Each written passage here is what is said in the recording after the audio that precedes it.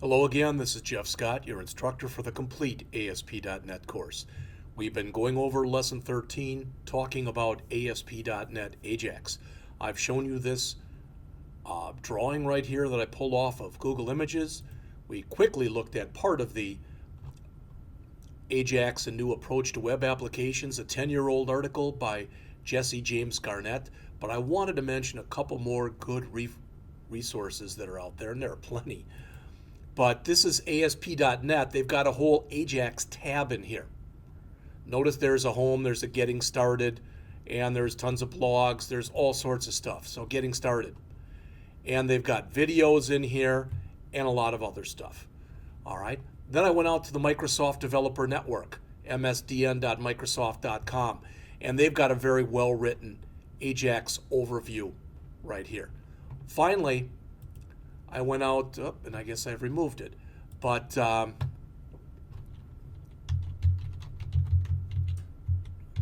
there was a series of tutorials that's called the Complete ASP.NET Ajax Tutorial.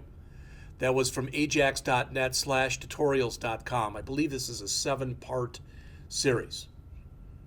All right, and that's pretty well done.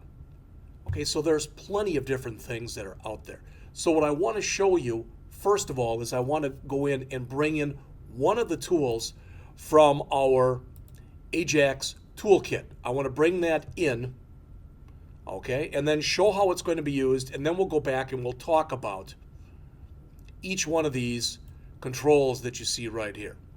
All right, so the first thing I'm going to do is grab an update panel and just go and drag it in right there. Okay, so I grabbed an update panel right there. Okay, and I literally put it here right up above where I had the button, the label, the button, and the text box. All right.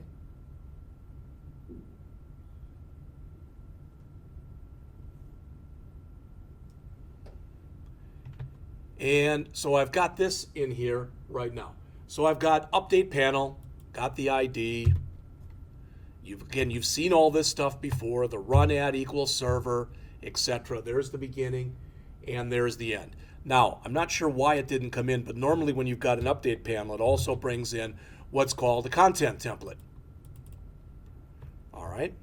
So now I've got that in there. In fact, there was an error that was showing in there because this wasn't in there. All right, now I'm going to take that content template, and what I want to do is I want to grab all of the material that I had here and paste that in. So there's the label, and underneath the label I want to go in and I want to put in the text box, and I might as well just grab right away the button also. So I want all of those in here.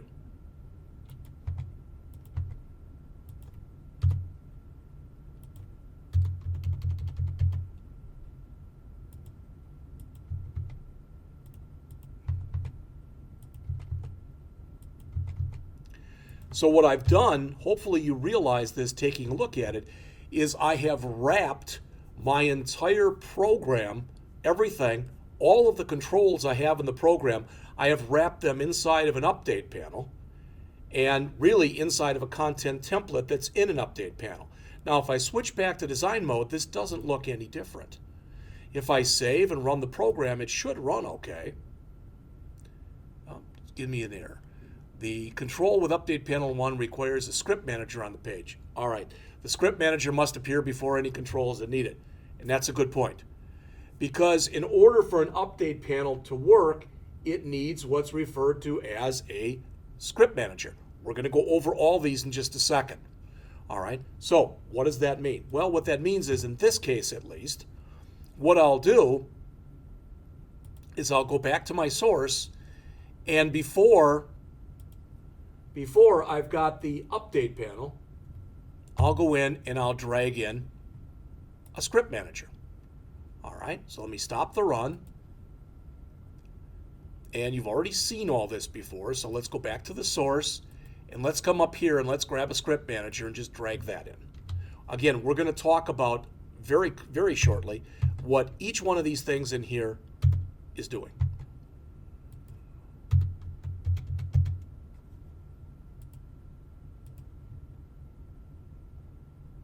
All right, so submit, current time.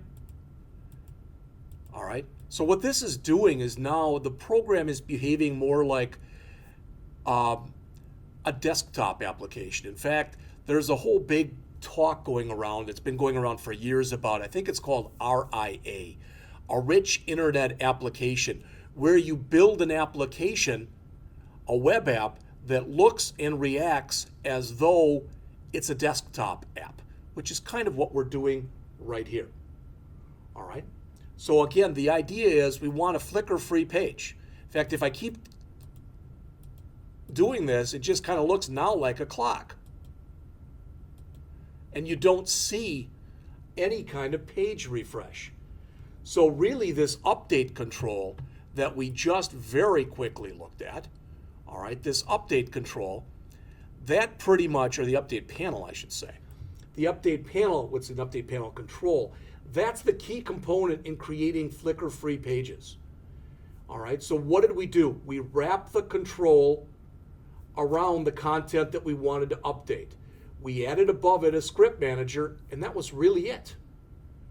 All right, so when one of the controls within the update panel caused the postback, only the content in that update panel was refreshed. All right, so the reason that you wrap the content in an update panel control is what you're doing there is you're defining a portion of the page that you want to refresh without refreshing the entire page. This is good for a lot of reasons, all right? One of the reasons that this is good is it's only sending back to the server the information that's actually been changed, as opposed to having to send back everything to the server. Ideally, at least, this will work faster, this will work better, all right? That's the idea behind the whole thing. So let me quickly give you a quick overview of these 5 controls that we just started to look at in here, these 5 controls, and after we go through them, then we'll look at each one in a little bit more detail. So the first one that you see right here is the script manager. And the script manager control is, again, what we had to put in before we put anything in here. All right? It allows us to use the other Ajax controls. What it ends up doing is it both loads the ASP.NET Ajax client-side framework. All right, so this is the conduit, so to speak, to JavaScript if we want to add some JavaScript code. And it also manages client-side JavaScript code. The next one that you see in there is a proxy. Now, I'm going to explain this to you, and it might sound a little bit confusing at first. Each page can only have one script manager associated with it, which means that either each page will have its own script manager, or I can take a script manager control if I've got an application that I've created with a master page, and I can put the script control in the master page, which means that in essence, I now have a script manager control available on every content page. All right, the problem is though, if I do that, then I'm not going to be able to directly add any JavaScript control to these content pages unless I use what's called a script manager proxy control. What that does is it extends the services that are provided by the script manager. It's a proxy, so it's kind of a liaison, helper, whatever you want to call it. The timer control that you see in there, and that will trigger an asynchronous postback on an update panel control. So for instance, if I wanted the clock that I had in there to maybe update every minute. So instead of what I've shown you when I ran this, I just wanted to show the time on the minute, and then every minute I wanted that to update, I could use a timer control. All right. The update panel we've already started looking at. Again, that identifies or basically the server controls that are going to be updated using the asynchronous postback. Finally, an update progress control, which you can use to provide visual feedback. So we're going to look at each one of these, but I wanted to make sure you understand. Again, you can only have one script manager control on a page. So if you put one on the master page, you can't put one on a content page. If you try to use more than one script manager on a page, an exception will be thrown. I think it's something like an invalid operation exception. The script manager proxy control, again, lets you load JavaScript files and register services. So if you've got to add extra information, you can have as many script manager proxy controls on a page as you want to or need to, 0 or more. The timer control, again, when one or more update panel controls needs to be updated automatically, you can use a timer control. Set it and forget it type of thing. An update panel control holds the other server controls updated during the asynchronous postback, and the update progress control provides a visual indication of what's going on. So let's talk about these in a little bit more depth and breadth of coverage. All right, so the first one, again, is our update panel control. All right, and if you look up here, if we look at the different attributes, there are not a lot of them, but let's talk about a few of them. The first one that we see there is one that's called children as triggers, and it's set to true. The children as triggers property determines whether controls located within an update panel can cause a refresh of the update panel. Again, the default is true. If you set it to false, then you have to set your update mode down here to conditional. All right, that update mode determines whether the control is always refreshed or only refreshed under certain conditions. Looking at a couple more of these, there is a triggers property, and you notice that's a collection, so it contains more than one element. And in particular, it contains a postback trigger and an async postback trigger. The postback trigger you use if you want to force a complete page refresh. The async postback trigger is used if you want to update an update panel with a control that's defined outside of it. So maybe I have a button that isn't included in there, but I want that to be able to do things. There's render mode here. All right, the render mode, as you know, it can be used, you can be set to block, which is the default, or inline. All right, and that indicates whether an update panel renders itself as a div element, which is the default, or a span element. Remember the difference between those. Div is a block level element, so you'll have a blank before it and after it. And span is an inline element, so there won't be any extra lineage. All right. And although it's not visible here, there's another property that's known as the content template. It's the container in which you place controls as children of the update panel. All right. So the update panel is a very useful control, but it does come at a price. It might appear as though only part of the page is being refreshed and posted back to the server, but in essence, the entire page is being refreshed and being posted back to the server. But all you're seeing is the stuff that's changed. All right? The data that's sent back isn't sent back in the best format because it contains some extra overhead that's necessary and needed by ASP.NET Ajax. So remember, the update panel control is capable of refreshing parts of a page. Controls defined inside of that update panel or outside of it can cause a refresh.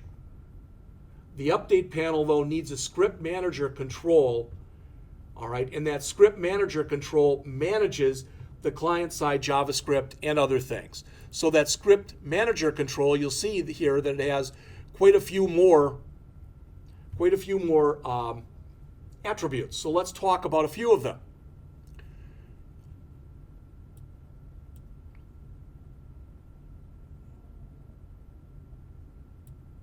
You'll notice first here we've got allow custom errors redirect. That determines whether errors that occur during an Ajax operation, will they cause an error page to be loaded. The default is true, which means if something wrong happens, we want our error page to show. We've got async postback error message underneath that. If you're using customized error pages, this allows you to customize the error message that you see when an error regarding Ajax occurs. All right. We've got a couple enable things in here. Actually, we've got several. For instance, we've got enable CDN. What this does is if it's set to true, and you notice the default is false, ASP.NET includes links to client-side framework files on the Microsoft's Content Delivery Network, or CDN, rather than your own server. This will save you some bandwidth.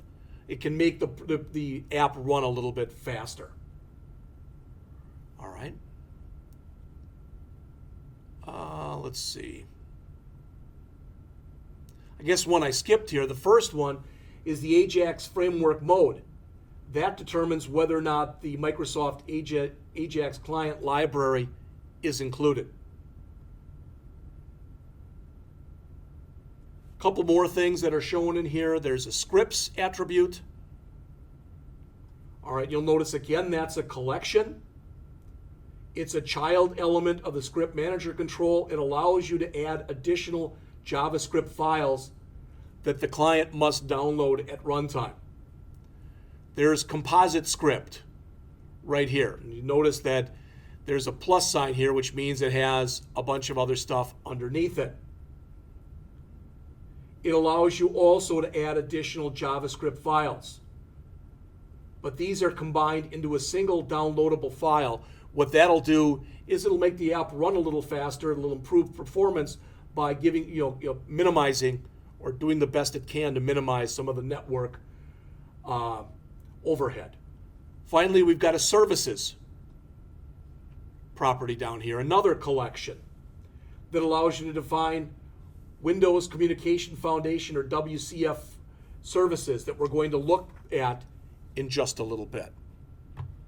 All right, so we've looked at the script manager and we've looked at the update panel. We don't have an update progress control in here, but I am going to just drag one out.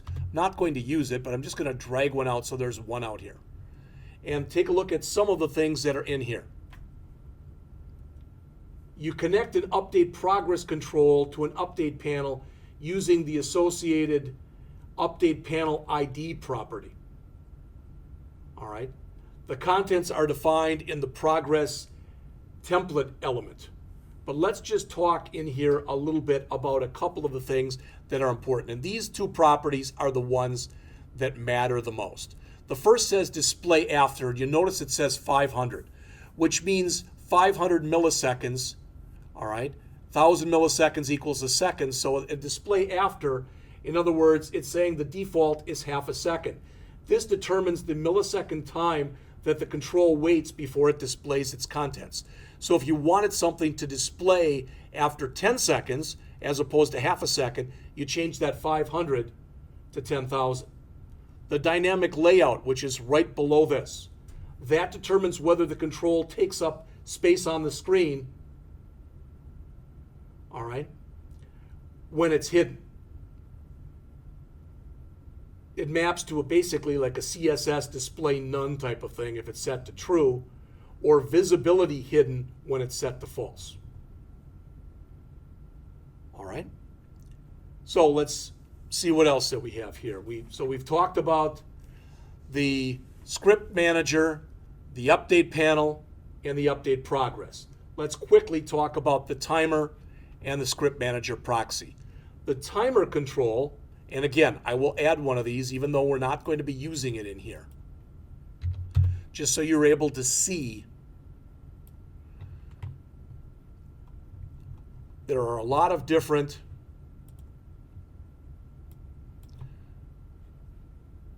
things that are in here. The timer control is great if you want to do things on a repetitive basis, even an intermittent basis. But if you want to be able to have different things that come up that you want the time to be able to control. All right, so if you had to update your panel, like I said, every minute for a clock, something like that.